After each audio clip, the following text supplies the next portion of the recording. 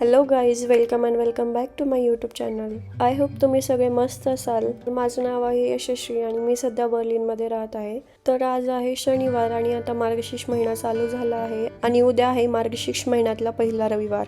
या रविवारी मला सत्यनारायणाची पूजा करायची होती, पण सत्यनारायणाचा फोटो माझ्याकडे नव्हता.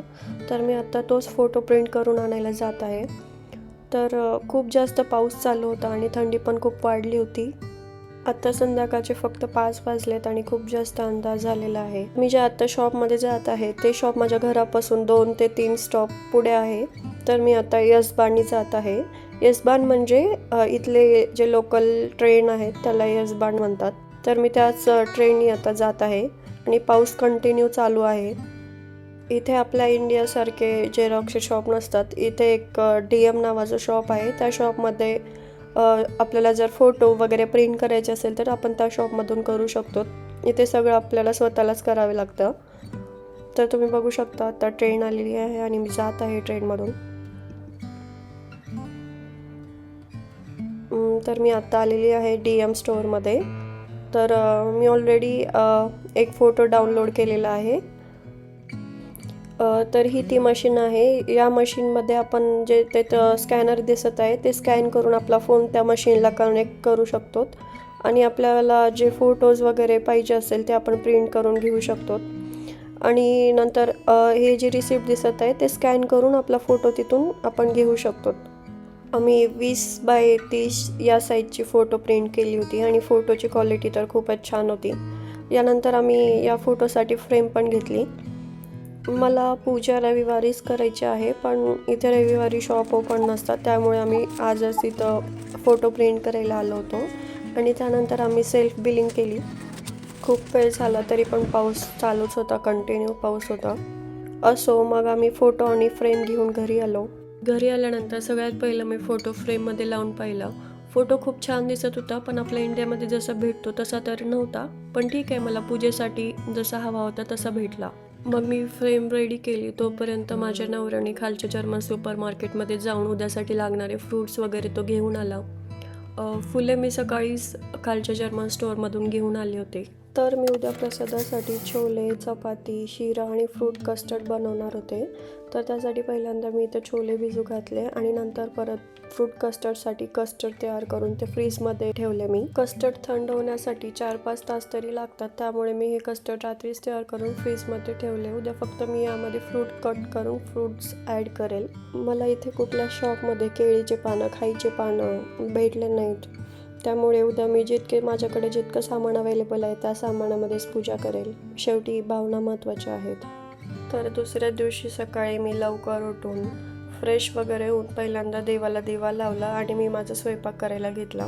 तर मी पहिल्यांदा काल जो रात्री मी ब्लॅक चना भिजू घातला होता त्याची भाजी बनवत आहे, कारण ब्लॅक चना शिजायला खूप वेळ लागतो. तर मग नंतर मी साईड बाय साईड बाकीचे पण पदार्थ बनवून घेईन.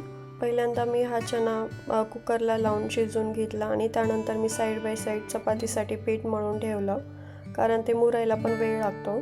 पीठ जास्त वेळ मुरलं तर चपाती खूप मऊ आणि लुसलुशीत बनते. तसं तर मला चपाती एवढी परफेक्ट येत नाही, पण मी हळूहळू आता शिकत आहे चपाती, कारण लग्नाच्या आधी मी कधी चपाती बनवायला शिकले नाही आणि लग्नानंतर पण माझ्या सासरी भाकरी आणि चपाती करायला एक भाकरीवाल्या आई येतात, त्यामुळे मला कधी चपाती करण्याचा प्रश्नच आला नाही. पण इथे बर्लिनमध्ये आल्यानंतर मी हळूहळू आता चपाती करायला शिकत आहे. माझ्यापेक्षा छान स्वयंपाक तर माझा नवराच करतो, कारण तो 5 वर्ष झाला इथं जर्मनीमध्ये आहे, त्यामुळे त्यांना खूप छान स्वयंपाक बनवता येतो.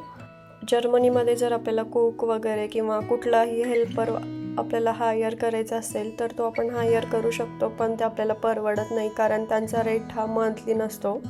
तर इथले हेल्पर जे लोक असतात त्यांचा रेट हा आवरली असतो, म्हणजे पर आवर त्यांचा रेट 15 युरो असं काहीतरी ते घेतात. त्यामुळे ते आपल्याला परवडत नाही, त्यामुळे आपल्याला सगळं काम आपल्याला घरीच करावं लागतं. इथं मी बर्लिनमध्ये 2-3 महिने झालं शिफ्ट झाली आहे. आमचं आता स्टुडिओ अपार्टमेंट आहे, त्यामुळं आमच्या अपार्टमेंटमध्ये सध्या डिशवॉशर वगैरे नाही आहे, त्यामुळे मला भांडे वगैरे सगळे हातानेच घासावे लागतात. माझ्या माहेरी आणि माझ्या सासरी मी कधी भांडे घासले नाहीत, कारण माझ्या दोन्ही पण म्हणजे घरी हेल्पर आहेत, त्यामुळे कधी मला तो प्रश्नच आला नाही. पण मी तर आता हळूहळू मला सवय होईल. आमचा सध्या कॉन्ट्रॅक्ट 1 वर्षाचा आहे, त्यामुळे आम्ही हे अपार्टमेंट सोडू नाही शकत. त्यानंतर आम्ही मोठ्या घरामध्ये शिफ्ट होईल तेव्हा तिथं डिशवॉशर असेल. पण असो, कुठेही गेले तर ॲडजस्टमेंट ही करावीच लागते. आणि माझा नवरा पण मला प्रत्येक कामामध्ये हेल्प करतो, त्यामुळे मला एवढा लोड पडत नाही. तर ऑलरेडी खूप उशीर होत होता, त्यामुळे मी फक्त फ्रूट कस्टर्ड, भाजी आणि शिरा बनवून घेतला. त्यानंतर माझ्या नवऱ्याने मग बाकीचं जिरा राईस वगैरे करून घेतला.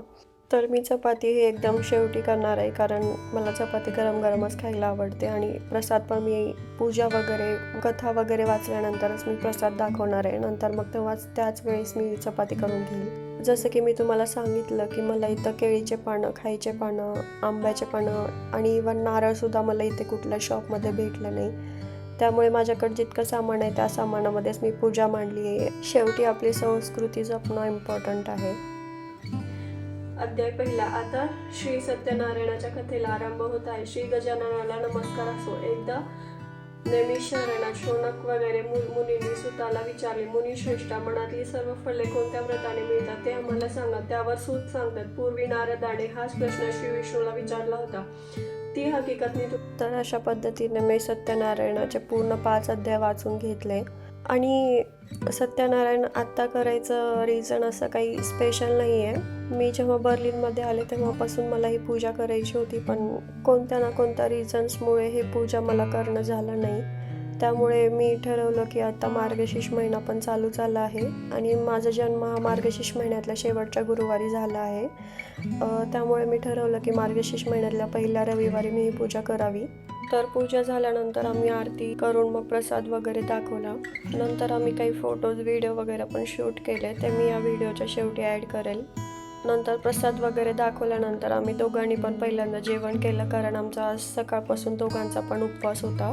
मला जशी होईल तशी मी पूजा करण्याचा प्रयत्न केला आहे. तर आय होप तुम्हाला माझा हा व्हिडिओ आवडला असेल. जर माझा व्हिडिओ आवडला तर माझ्या व्हिडिओला नक्की लाईक करा आणि मला कमेंट करून सांगा की तुम्हाला हा माझा व्हिडिओ कसा वाटला. See you in the next video. Till then bye, take care.